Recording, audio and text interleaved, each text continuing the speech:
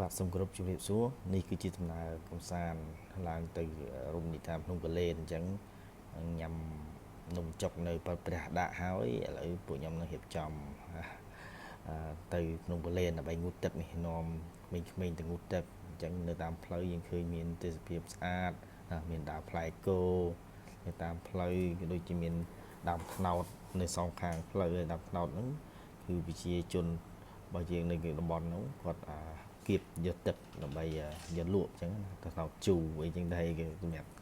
ធ្វើស្ករសម្រាប់ធ្វើស្ករកូរធ្វើស្ករអញ្ចឹងណាឥឡូវយើងបន្តពីស្រីឥឡូវយើងផ្លូវបំបែកដល់វងមូលឥឡូវដល់វងមូលភ្នំកលែនដែលវងមូលធំក៏ពីមុនមានសួនផ្កាឥឡូវអស់សួនផ្កាហើយ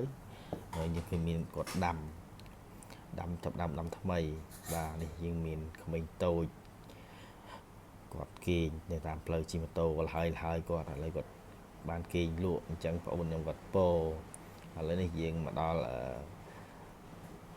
ជើងភ្នំហើយអញ្ចឹង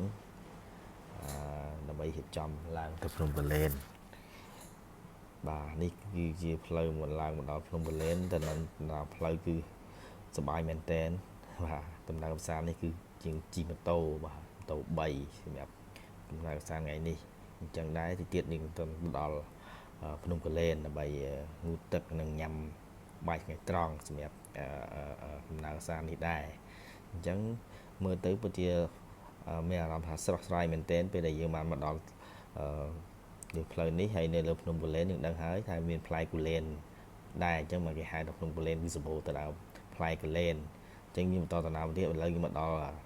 កន្លែងងូតទឹកហើយនឹងស្ពានគេរៀបចំស្អាតមានកន្លែងថតរូបថតអីហើយសម្រាប់ភ្ញៀវទេសចរសម្រាប់ឲ្យគាត់ថតរូបកំសាន្តហើយនឹងងូតទឹកបាទហើយនេះបាទកូនប្រុសហើយនឹងប្រពន្ធគាត់ងូតទឹកដល់ងូតទឹកគាត់សប្បាយណាស់គាត់ថាទឹកត្រជាក់អញ្ចឹងណាអញ្ចឹងនេះកូនស្រីហើយនឹងបងប្អូនគាត់អញ្ជើញទៅមួយគ្នានឹងបាទនេះគឺជាជ្រោះទឹកជ្រោះតំណាក់នៅខាងលើហ្នឹងយើងមកខាងចុងមកយើងមានទឹកអាចងូតទឹកបានមើលទៅថ្លាបាទទឹកនេះដែរគឺជាទឹកជ្រោះនៅជាន់ក្រោមអញ្ចឹងណាទីតាំងនេះគឺស្អាតមែនទែនមើលទេសភាពមើលទៅធ្វើឲ្យយើងចង់មកងូតទឹកលេងកម្សាន្តសម្រាប់ភ្ញៀវទេសចរជាតិនិងអន្តរជាតិបាទថ្ងៃនឹងដែរគឺមានថាខាងភ្ញៀវអន្តរជាតិតែគាត់បានងូតទឹកកម្សាន្តបាទជាចុងក្រោយក៏សូមអរគុណសម្រាប់ការទស្សនាវីដេអូនេះតាំងពីដើមរហូតដល់ចប់សូមអរគុណជួបជាមួយខ្ញុំបាទនៅវីដេអូក្រោយអរគុណ